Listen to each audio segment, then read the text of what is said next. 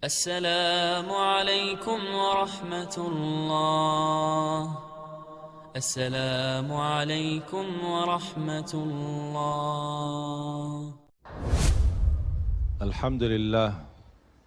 الحمد لله رب العالمين. اللهم صل على سيدنا محمد وعلى آل سيدنا Muhammad. Kita dalam segala urusan dunia mengambil keputusan kita harus bermusyawarah. Tapi kalau dalam hal ibadah tidak semestinya bermusyawarah. Artinya kalau kita mau laksanakan kewajiban kita, masa kita bermusyawarah dulu? Allah Subhanahu wa taala memanggilkan kita untuk menunaikan salat kita 5 waktu, tidak perlu dimusyawarahkan. Kalau kita sudah mendengar hayya 'alas salah, hayya 'alal falah, segera tunaikan kewajiban kita. Kalau kita perhatikan dalam Al-Quran, banyak ayat-ayat yang Allah Subhanahu wa taala ikatkan salat dengan zakat, atau bahasa lain salat dengan infak, sebagaimana firman Allah Subhanahu wa taala di suratul Baqarah, dan saya yakin semuanya hafal.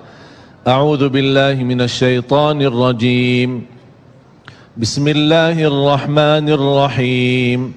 Alif Lam Mim. Dzalikal kitabu la raiba fihi hudan lil muttaqin. Alkitab ini petunjuk bagi siapa? Bagi muttaqin. Dan Allah menjelaskan sifat-sifat mereka. Kalau kita ingin meniru mereka, ingin bergabung bersama mereka, ingin menjadi seperti mereka, ikutilah penjelasan Al-Quran. Siapa sih al-muttaqin ini?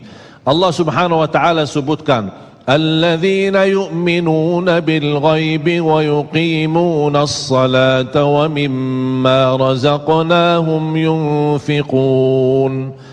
Mereka adalah yang beriman tentang ghaib. Apa yang ghaib? Allah, malaikat, jannah, surga, neraka, segala sesuatu yang ghaib mereka percaya, walaupun mereka tidak melihat dengan mata sendiri. Dan sifat mereka alladzina yuqimuna as-salah. Beda artinya yuqimuna as-salah sama yusallun. Ada orang hanya kerjakan salat, tapi ada orang mendirikan salat. Ada 2 orang salat di saf pertama, sama-sama ruku', sama-sama sujud, sama-sama membaca Al-Quran, tetapi satu diterima oleh Allah, satu tidak diterima oleh Allah. Apa persoalannya? Karena satu menghadap Allah dengan hatinya, dan satu hanya menghadap Allah dengan fisik badannya. Makanya kita melihat orang yang salat dengan hatinya, nikmat salatnya, bisa tenang bacaannya, tenang rukuknya, tenang sujudnya. Beda sama orang yang buru-buru melaksanakan salat. Saya pernah masuk satu masjid, habis saya tahiyatul masjid duduk. Saya melihat seorang baru masuk dan juga tahiyatul masjid. Saya melihat gerakan salatnya, subhanallah, bukan subhanallah, na'udzubillah, luar biasa cepat.